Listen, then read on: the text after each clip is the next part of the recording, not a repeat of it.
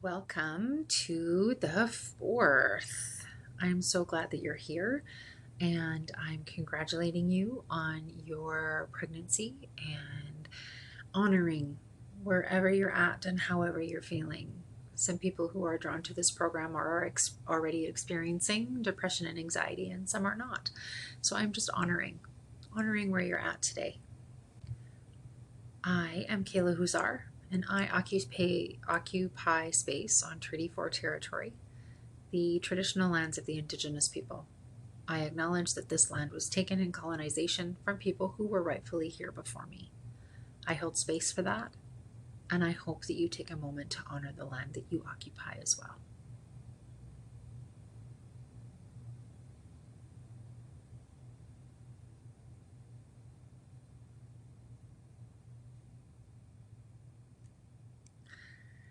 I am Kayla, and here you can see me pictured with my very pregnant belly and my then 3-year-old. I survived a perinatal mood and anxiety disorder that went undiagnosed and underdetected for about 2 years. And that was really difficult because I knew that things were bad, but I just didn't really have the words to know how bad they were until I took my expressive arts therapy training, and the expressive arts gave me the ways to communicate and heal that. So I created this program because motherhood is difficult and bittersweet and lovely and joyful and hard and sad. I want you to know that you can lead mother in love with presence. Some of the things I talk about here you might not be ready to hear, but I'm saying them because every mother who I've ever served and who have ever come into my office have said, I wish somebody would have told me. I use all of my education and personal experience to infuse this program with a modern, mindfully creative, feminist, and person-centered approach. Let's talk about the word mother for a moment. If you are adopting, transgestational, genderqueer, or a binary person becoming a parent, you are all welcome here. And I want you to know that I have contemplated the use of gendered language within the program, and at times you will hear the terms woman, mother, mummy, mama. These are all important titles, especially for women identifying at this stage of life. And maybe you have longed to hold this title for a long time. These words do not resonate for you. I encourage you to substitute in any titles you need to hear and leave whatever you don't need. So here we go with some unpopular opinions and heavy hitters. You might want to take a deep breath before we get into this. Tip number 1, your breath is literally your off switch. When I was in a meditation class when my son was about 2, she was talking about the nervous system and the ups and the downs and how we often live in the red. We live in that buzzing, busy, stressful state. And the stressful situations that are about to happen, night wakings, dishes piled up high, financial stressors, laundry undone, literally running out of underwear, can trigger a domino effect. And that domino effect can activate the stress hormones, and it actually creates physical changes in your body. You know the ones: tense muscles, heart pounding, sweaty palms, rapid breathing. Your body is very smart, and these physiological changes are actually used to help you fight off threats.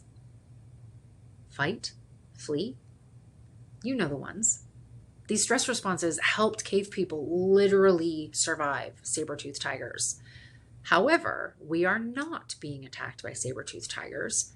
In 2021, you're stressed and your body will react to that. And if you don't complete those stress cycles that our bodies believe are life-threatening, such as a short-tempered partner, a partner who comes in late from work, crying babies, people who do not honor your boundaries, these are your body's perceived threats. And our modern bodies have not caught up to the fact that we are not cave people running from saber-toothed tigers.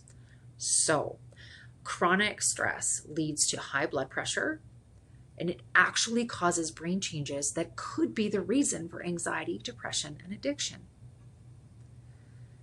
Now, this is not a you problem. This is a society problem. Most people are unable to put on the brakes.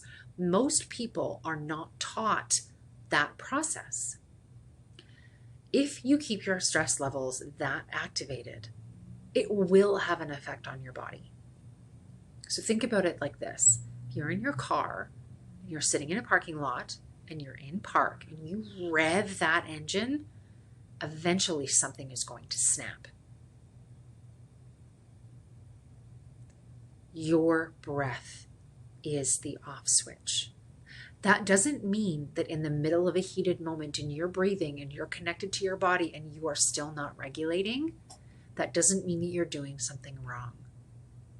But your breath is your biggest asset when it comes to managing your stress.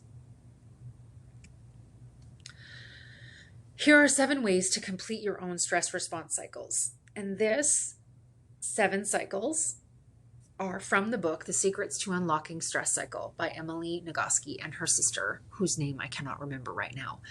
This book literally changed my life.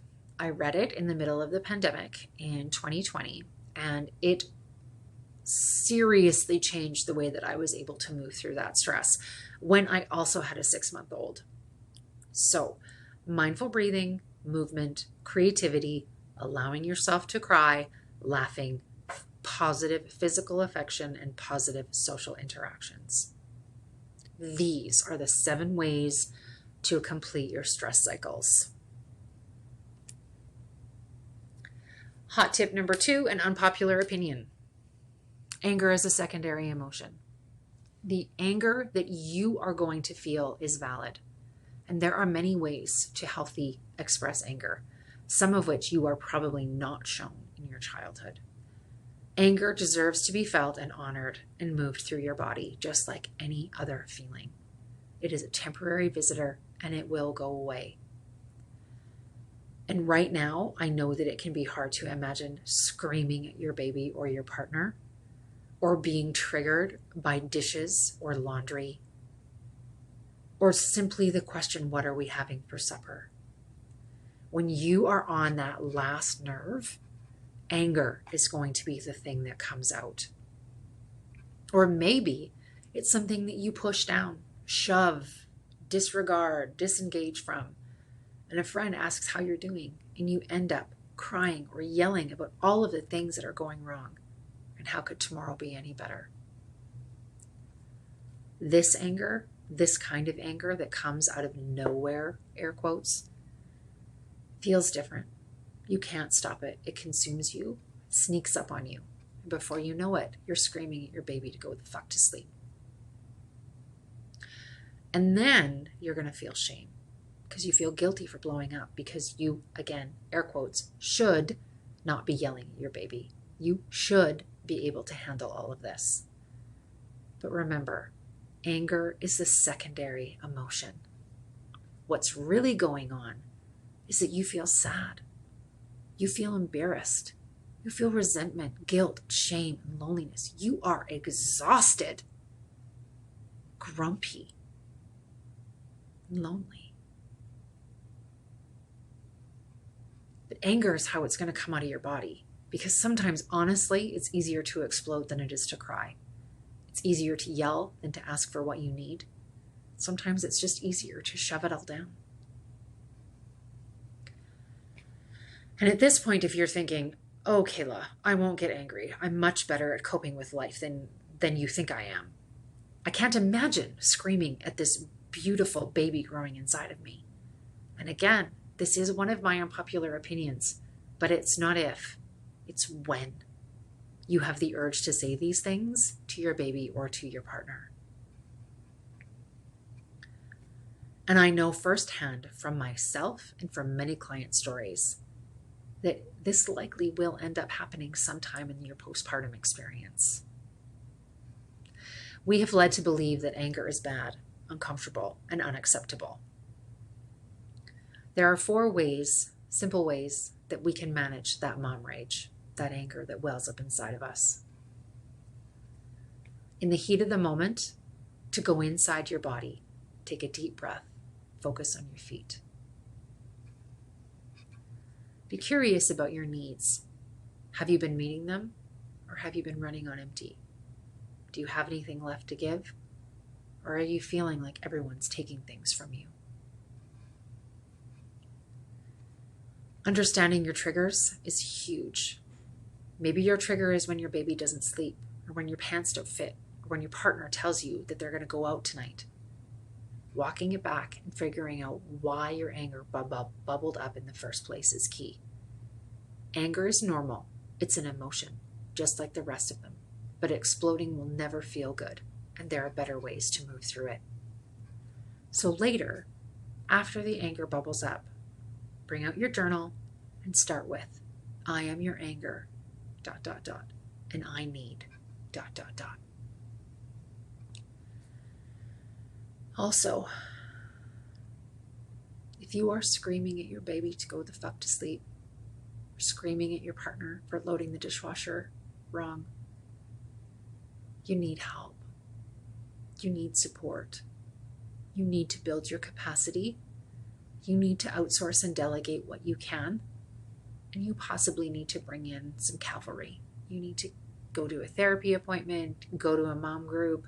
You need to get social support if these things are happening to you. Number 3, unpopular opinion. We are not typically taught or have not seen emotional resilience and self-compassion modeled in our lifetime. This is not a you problem. However, it is socially acceptable to numb, distract, and toxic positivity all over our varying emotions. So what do we do about this?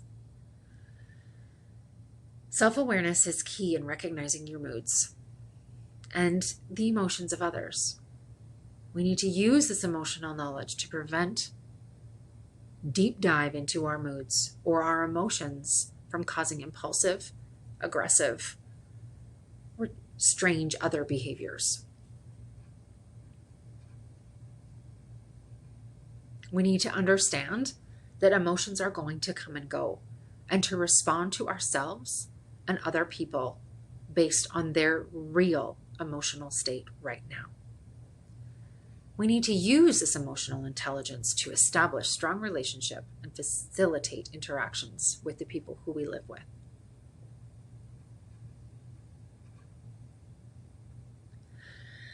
In today's society, it's not okay to be average. I'm sure you already feel that. You have to find the best stroller, the best sleep sack, the best nursery decor, the best crib, best safety ratings, best everything. It's not okay to just be average. So this is what I'm talking about when I'm saying this is not a you problem.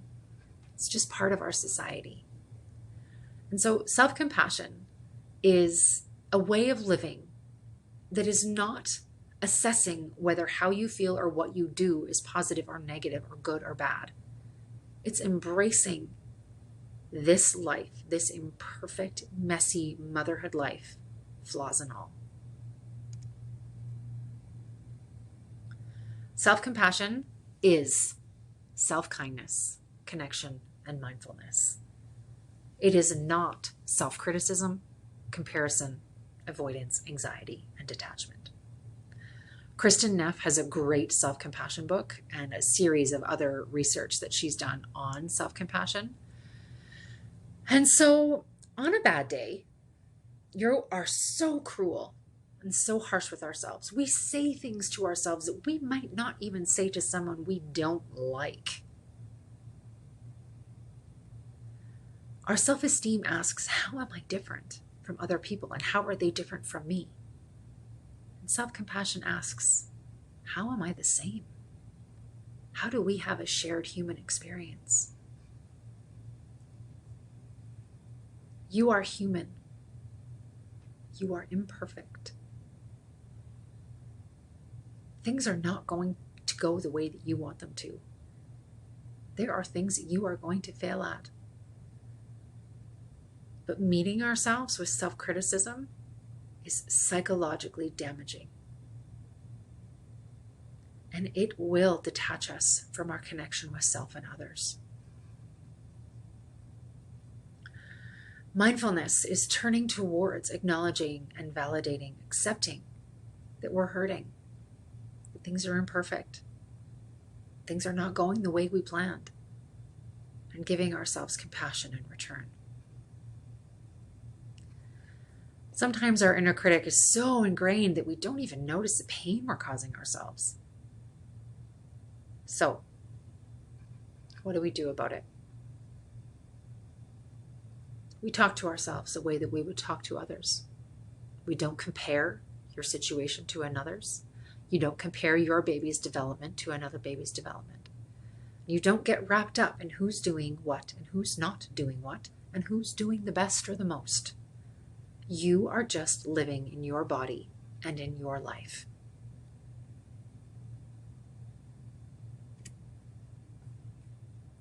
Unpopular opinion number 4. Perfectionism is not the goalpost. And driving perfectionism is often shame. Brené Brown says in The Gifts of Imperfection, another book that drastically changed my life, perfectionism is self-destructive, and it's an addictive belief that fuels, if I look perfect and do everything perfectly, I can avoid or minimize hurt, pain, shame, blame, and judgment. But the truth is perfectionism is not on it. It's absolutely unattainable. And it's actually more about our perception than actually what motivates us. And it's addictive because when we experience shame and judgment and blame, we often believe that it's because we weren't doing enough. We weren't performing enough. We weren't kind enough. We weren't motivated enough. If this one thing wasn't in my life, I could just. Our quest to look and do everything just right is fueling that. And it actually sets us up to feel a lot of shame and judgment and self-blame. Perfectionism is not striving, healthy striving. It's a defense mechanism. Perfectionism is not self-improvement. It's not a motivator. You cannot do motherhood perfectly. You cannot avoid pain and hurt and shame and judgment. That's going to happen. The self-compassionate part is knowing that you will and accepting it anyway. Today's moms have never been more overwhelmed. We live in a society where grandparents are not retiring. There has never been more pressure for moms to do it right. And everything, every fear, every thought, everything that you ever imagined about motherhood can literally be Googled in a matter of seconds. So I encourage you to set up your supports before you need them. Using your postpartum plan to identify the areas of support that you need and building your capacity now before baby arrives. There is no shame, blame, or judgment for asking for the support you need. And that might mean going to more therapeutic supports, one-on-one therapy, and getting the support you need in order to be the mom you want to be. So along with all of the practices in the postpartum plan, there are 2 specific practices. If you do nothing else, I want you to implement these 2 practices like right now, tomorrow. Once a day for the next forever, set a timer for 5 minutes and check in with your feelings. Find a comfortable space, get your journal and your pen, and just write. Write spontaneously, uncensored, everything that crosses your mind for 5 minutes. If you lose momentum in this practice at any time, just start again. There's no judgment. This is just you. It's just you and your journal and your pen. Stopping and starting is not a step back. It's just starting again. And if spontaneous journaling is not your thing, you can try these prompts that are listed on this slide or using the journal prompts that are in the postpartum plan and in the 4 meditations for pregnancy. And mindfulness. Mindfulness is different from meditation, and here's why. Mindfulness is bringing attention inside your body, noticing your body, and being exactly where your body is in time. Often our brains are wandering off somewhere else. They're at the grocery store, they're at that conversation you had with that friend, your mind is at your computer, and your body is somewhere else completely. Mindfulness is about being in this moment, feeling your body and the surface beneath you. Meditation is meditation. That's sitting down to be quiet, and that's its own practice in itself. This mindfulness practice can be done anywhere, everywhere. If bringing your attention into your body like this is new, it's going to feel clunky and strange, but eventually you will create a pattern of living more in your body and less overthinking in your head, which decreases anxiety, depression, rumination, and anger. So we are going to close with a poem. I'm going to read it to you, and then I'm going to include some journal prompts for you to process what this poem might mean for you, or what it's brought into your body and your life. So, I believe I am worth the time it takes to create whatever I feel called to create. I believe that my work is worthy of its own space, which is worthy of the name sacred. I believe that when I enter this space, I have the right to work in silence, uninterrupted, for as long as I choose. I believe that the moment I open myself to the gifts of the muse, I open myself to the source of all creation and become one with the mother of life itself. I believe that my work is joyful, useful, and constantly changing, flowing through me like a river with no beginning and no end. I believe that what I am called to do will make itself known when I have made myself ready. I believe that the time I spend creating my art is as precious as the time I spend giving to others. I believe that what truly matters in the making of art is not what the final piece looks like or sounds like or what it is worth or not worth, but that newness gets added to the universe in the process of the piece itself becoming. I believe that I am not alone in my attempts to create, and that once I begin the work, settle into the strangeness, the words will take shape, the form find life, and the spirit take flight. I believe that as the muse gives to me, so does she deserves from me faith, mindfulness, and enduring commitment. This is Jan Phillips' Artist Creed, and through my expressive arts training, I too have created an artist creed. I'd like you to take a moment to sit with these words. You can contemplate the following questions, but I really encourage you to journal about them. What are you noticing right now in your body as I read these words to you? Are there parts of this art that you feel connected to in your body? Do you notice any parts of you that feel good and strong right now?